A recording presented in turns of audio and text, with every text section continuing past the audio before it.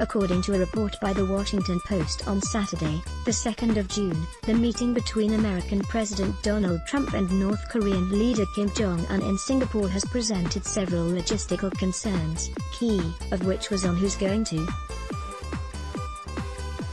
pay for Kim Jong Un's hotel stay. The reported noted that the cash-poor but nuclear-armed state has its funds squeezed dry by economic sanctions and had previously relied on other countries to fund its international travel. For example, South Korea set aside $2.6 million to cover travel accommodation for a North Korean cheering squad during art troupe and official delegations for the 2018 Olympics in Pyeongchang. In regard to the 12th of June meeting, the report noted that the United States is open to covering the costs. But it's mindful that Pyongyang may view a U.S. payment as insulting. As a result, U.S. planners are considering asking the host country of Singapore to pay for the North Korean delegation's bill. This is not the only challenge, as Kim's current plane is an underused Soviet-era Ilyushin Il-62, whose limited flying range was one of the key factors the summit took place in Singapore. Some reports say that the plane may not be able to make the distance despite having to carry him, his limousine, as well as dozens of security and other staff.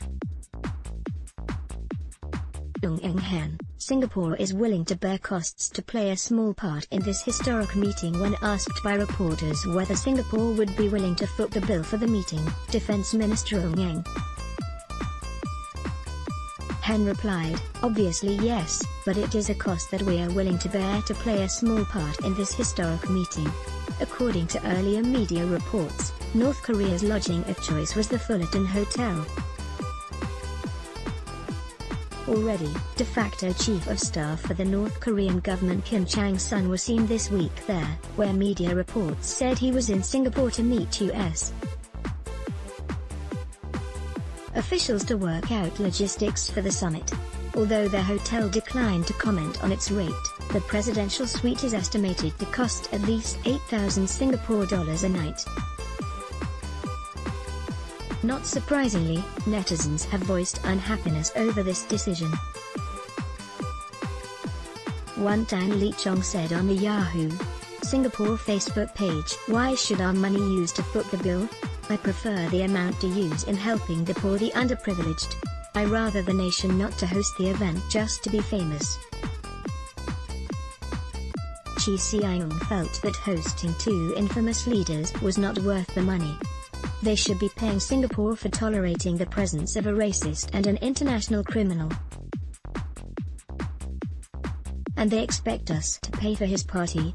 Wat Yo questioned the motives of doing so. The cost will be a lot more than that. Two new-armed Snorlaxes and our local queen here, who would take the center stage. Highly doubt that our queen will not want to be in the limelight, even though it's none of his business. Another Raymond Lee commented, "Why use taxpayers' money to pay for this unrelated summit? Either they pay themselves or they go somewhere else to meet." This summit is also inviting for trouble to our peaceful island. Do you agree? This entry was posted in Current Affairs.